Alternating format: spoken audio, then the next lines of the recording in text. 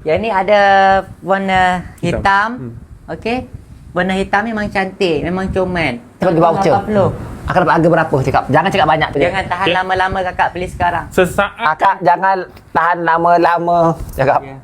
Akak yang tahan lama-lama akak, terus grab akak. Akak dapat harga berapa? Harga dah promo korang, harga dah promo. Dapat harga berapa? Ya Allah, murahnya. Tengok harga dapat murah sangat ni. Ya. Harga dah murah dah. Korang Okey. Akak dapat harga berapa? Saya tanya akak baik-baik. Akak dapat harga berapa? Akak tengok kualiti dia. Besi dia tebal. Kita ada zip. Ada zip. Ni ha. Okey. Okey. Ada warna White. wine. Okey. Warna wine ni memang premium. Memang lawa. Okey, lagi. Okey. Ada warna putih. Warna Okey. putih. Memang comel. Comel selalu. Okey. Okey, lagi. Okey. Kakak sekarang ni kakak tengok dekat beg kuning, kakak dapat harga. Kepala awak. Nampak dalam? Ha. Okay. Awak nampak? Awak nampak? Awak nampak apa yang saya nampak? Nampak tak Hafiz?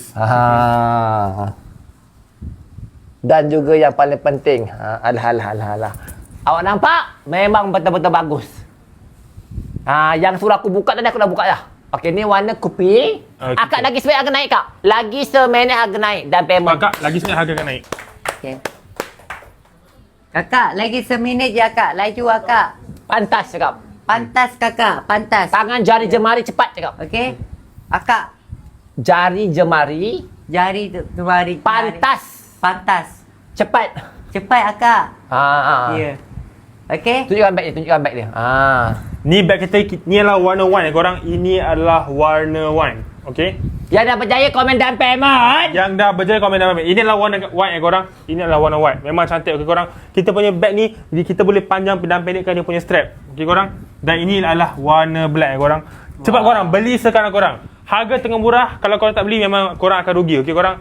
Sebab harga akan naik bila-bila masa saja sekarang. Okay?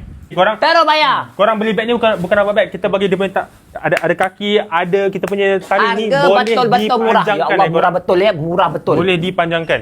Cantik beg ni. Ya Allah ni, tengok ni. Tak cantik ke kakak ni? Cantik kakak. Oh, Kakak tengok cantik, ni, premium cantik. kakak. Ya.